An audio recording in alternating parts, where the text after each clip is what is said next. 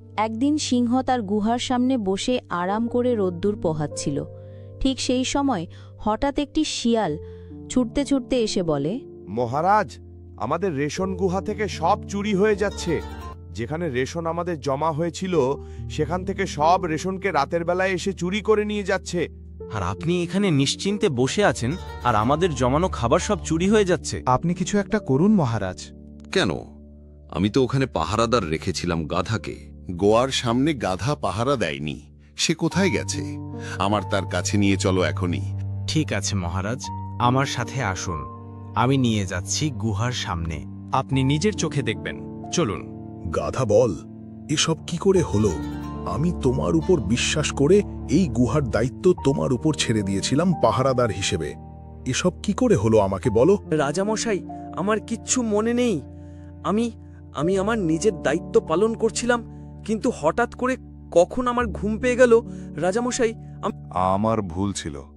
আমি যে এই গুহার দায়িত্ব তোমাকেই দিয়েছিলাম, এটাই আমার বড় ভুল। আর বলো যে গুহা থেকে কি কি জিনিস চুরি হয়েছে আমার দেখাও। 2 বস্তা চাল, 2 বস্তা ডাল, আর ওর সাথে কিছু মাংস চুরি হয়েছে রাজামশাই। কখন চুরি হয়েছে রাজামশাই? আমি কিছু বুঝতেই পারিনি। এই চুরির মধ্যে আমার কোনো সম্পর্কই নেই। আমি কিচ্ছু বুঝতে পাইনি। এই জঙ্গলে খবর দিয়ে দাও সবাইকে যে এই জঙ্গলে চোর এসেছে আর সবার খাবার চুরি করে নিয়ে চলে যাচ্ছে। যে যার ঘরের পাহারা যেন বাড়িয়ে দেয়। এই চোরকে যে কোনো প্রকারে ধরার চেষ্টা করতেই হবে, না হলে আমাদের জমানো খাবার সব চুরি করে নিয়ে চলে যাবে। রাজামশাই বলেছে যে এই জঙ্গলে চোর এসেছে, তাই নিজেদের ঘরের পাহারা সব বাড়িয়ে দিতে। এই খবর শিয়ালমশাই গিয়ে সবাইকে জানিয়ে দেয়।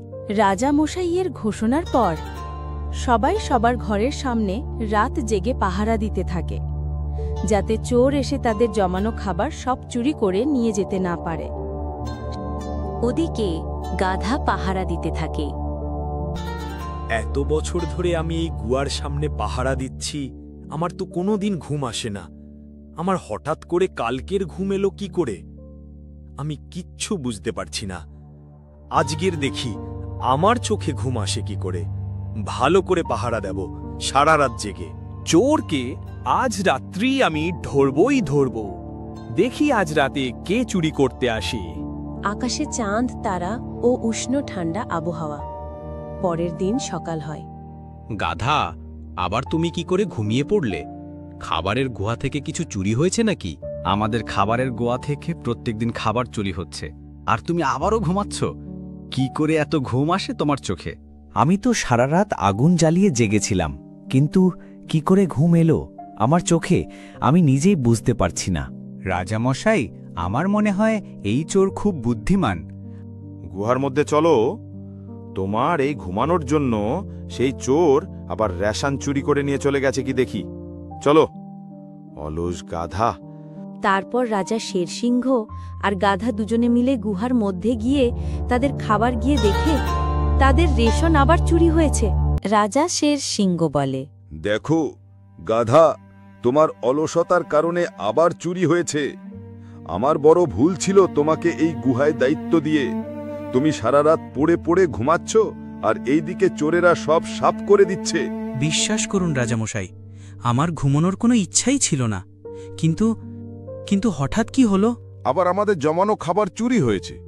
এই চুরি করা রেশনের দায়িত্ব কে নেবে বলো আমার কাছে? তুমি ঠিকঠাক একটা দায়িত্ব পালন করতে পারো না। কাল থেকে শিয়াল পণ্ডিত পাহারাদার হিসাবে এই গুহার দায়িত্ব পালন করবে। তোমাকে আর থাকতে হবে না। পাহারাদার হিসেবে আমি নতুন কাউকে বেছে নেব। আমাদের তো শিয়াল পণ্ডিত আছে যে বুদ্ধিতে প্রখর, সেই কালকের থেকে পাহারা দেবে। এই শুনে গাধা ওখান থেকে চলে যায়। পরের দিন সকাল না হতে হতে খবর চারিদিকে ছড়িয়ে পড়ে যে রেসো গুহা থেকে আবার রেশন চুরি হয়েছে। বর্ষার সময় আসছে, এর মধ্যে খাবার যদি না মজুত করে রাখি তবে পরে খাবারের সংকট দেখা দিতে পারে। তারপরেও চোরদের উপপত্তি বেড়েছে। আমি আর আমার গিন্নি অনেক খাবার মজুত করে রেখেছি, আর যেদিন থেকে শুনেছে এই চোরের কথা তখন থেকেই তো খাবারের পাশ থেকেই সরে না। একদম সেফটি। আসতে বল, যাতে পাশ থেকে কেউ না শুনতে পায়। গাছেরও কান আছে, এই কথা শুনে তোমার বাড়িতে দ্বিতীয় দিন যেন না চুরি হয়। আরে হাতি ভাই, শুভ শুভ কথা বলো, অমঙ্গল কথা বলো না। আর আমার ঘরে যদি রেশন চুরি হয়, আমাদের গিন্নি আমার আর আস্ত রাখবে না। আর গাধা যদি পাহারাদার হয়, চুরি তো হবেই হবে। গাধা দূরে দাঁড়িয়ে ওদের সব কথা শুনছিল। ওদের কথা শুনে গাধার খুব কষ্ট হল। এদিকে শের সিং তার দলবল নিয়ে জঙ্গলের চারিদিকে পাহারা দিতে থাকে। জঙ্গলের চারিদিকে সেই চোরকে খুঁজতে থাকে। আর অন্যদিকে শিয়াল ভাই সারা রাত জেগে পাহারা দিতে থাকে গুহায়। জঙ্গলে চারিদিকে চোরকে খোঁজার পর শের সিং তার গুহার সামনে আরাম করছিল। তখন হাতি ছুটতে ছুটতে আসে। কি হয়েছে হাতি ভাই, এত ছুটে ছুটে আসছো তুমি? কারণ কি? রাজামশাই, কালকের আমার বাড়িতে চুরি হয়ে গেছে। চাল, ডাল, আলু। আপনি কিছু করছেন না কেন? আমি পুরোপুরি চেষ্টা করছি চোরকে ধরার। কোনো কিছু হাতে আসছে না। চোর খুব বুদ্ধিমান, এত সহলে চোরকে ধরা যাবে না। ঠিক সেই সময় গাধা আসে সেই সিংহের কাছে আর এসে বলে, শের সিং, আমি ওই চোরকে খুঁজে বের করব। আপনি শুধু আমার একবার সুযোগ দিন, আর আপনার বলারও সুযোগ রাখব না। আমাকে একটা বারের জন্য সুযোগ দিন। ঠিক আছে গাধা ভাই, তুমি এত করে বলছো মানে তোমার সাহসের দাম আমাকে দিতেই হবে। কালকে থেকে তুমি গুহার পাহারাদার হিসাবে ঘোষণা করলাম। গাধা প্রথমে হাতির ঘরের সামনে যায়, তারপর গরুর ঘরের সামনে যায়। সেখানে কিছু না পেয়ে সে একটা বনের দিকে যেতে যেতে দেখে কিছু গাছের ছাল পড়ে আছে। এটা মনে হয় সেই চোরেরই কোনো অংশ। এই ছাল সম্পর্কে যে জানে তাকে এই ছালটা দেখাতে হবে। হ্যাঁ, মনে পড়েছে, ভাল্লুক ভাই জান দিয়ে এই ছাল সম্পর্কে তার কাছে নিয়ে যায় এই ছালগুলো। এটাই এমনি একটা গাছের ছাল। এই ছালের গন্ধ নাকে আসা মাত্রই তার কখন ঘুম চলে আসবে চোখে, সে নিজে থেকেই বুঝতে পারবে না। মানে এই চালের গন্ধে আমার ঘুম চলে আসতো, আর সেই সুযোগটা চোর কাজে লাগাতো। গাধা হাঁটতে হাঁটতে শেরসিংহের কাছে যায়। গিয়ে শেরসিংহের কাছে বলে, শের সিং, আমি এবার ওই চোরটাকে ধরে ফেলব। আপনি শুধু শিয়ালবাইদের ওই গুহা থেকে সরিয়ে আমাকে গুহার পাহারাদার হিসেবে রাখুন, তারপর দেখুন কি হয়। কি বলছো তুমি? মাথাটা খারাপ হয়ে গেছে? তুমি দুবার ওই গুহার দায়িত্বে ছিলে, আর দুবার সব চুরি হয়ে গেছে। আর তোমাকে কোনো দায়িত্ব দিতে পারি না। রাজামশাই, শেষবারের মতো আমার একবার সুযোগ দিন। আমি চোরটাকে এবার ধরবই। আমাকে একটু বারের জন্য বিশ্বাস করুন রাজামশাই। আমি তোমার কথা শুনে কারো চোর সাব্যস্ত করতে পারি না। তবে ঠিক আছে, তুমি এত করে বলছো তাই আমি তোমার জন্য একটা কাজ করতে পারি। শুধু তোমার সাহসের কথা ভেবে। তোমার সাহসের দাম আমার দিতে হবে। কাল থেকে তুমি গোয়ার দায়িত্ব পালন করবে। অসংখ্য ধন্যবাদ মহারাজ, আমি আপনার কাছে চিরকৃতজ্ঞ থাকব আমার এই দায়িত্ব দেওয়ার জন্যে। রাজা শের সিংহের কাছ থেকে পাওয়া দায়িত্ব মাত্রই সে গুহার দিকে পাহারা দেওয়ার জন্য এগিয়ে যেতে লাগল। শের সিংহের কথা মতো শিয়াল ভাইরা গুহা ছেড়ে বনের দিকে পাহারা দিতে থাকে।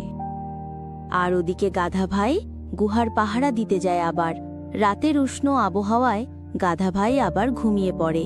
সকালে সিংহ এসে দেখে, তুমি তো জানো যে আমাদের খাবার প্রত্যেক রাতে চুরি হচ্ছে, তারপরেও তুমি ঘুমাচ্ছ। হ্যাঁ রাজামশাই, জানি আমি। আবারও আমাদের গোয়াতে চুরি হয়েছে। চোর তার সতেজ বুদ্ধি দিয়ে চুরি করেছে।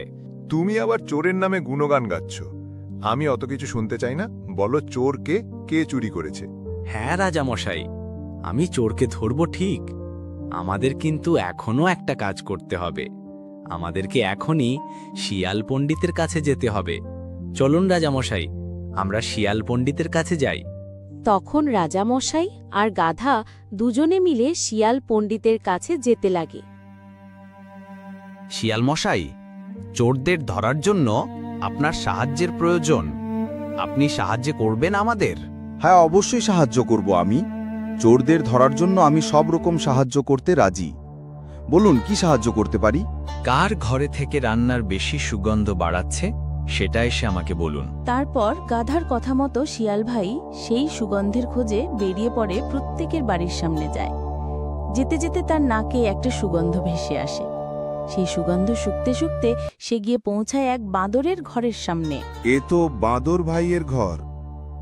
সেই সুগন্ধ ভেসে আসছে এই ঘর থেকে। এই খবরটা রাজামশাই আর গাধাকে জানাতে হবে। শিয়াল তারপর সেখান থেকে ছুটতে ছুটতে রাজার শের সিংহ ও গাধার কাছে গিয়ে পৌঁছায়। শিয়াল গিয়ে রাজা শের সিংহ আর গাধার কাছে গিয়ে সব কথা খুলে বলে।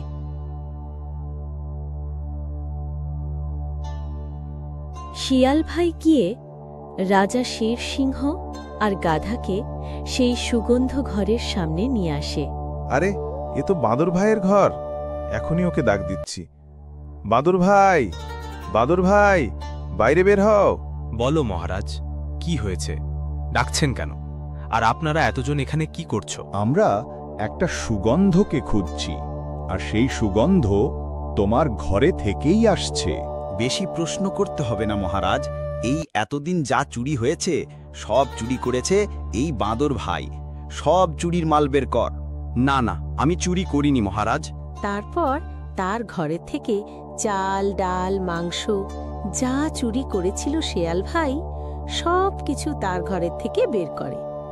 আর বনের আইন অনুযায়ী তাকে দণ্ডনীয় অপরাধ রাজামশাই ঘোষণা করেন।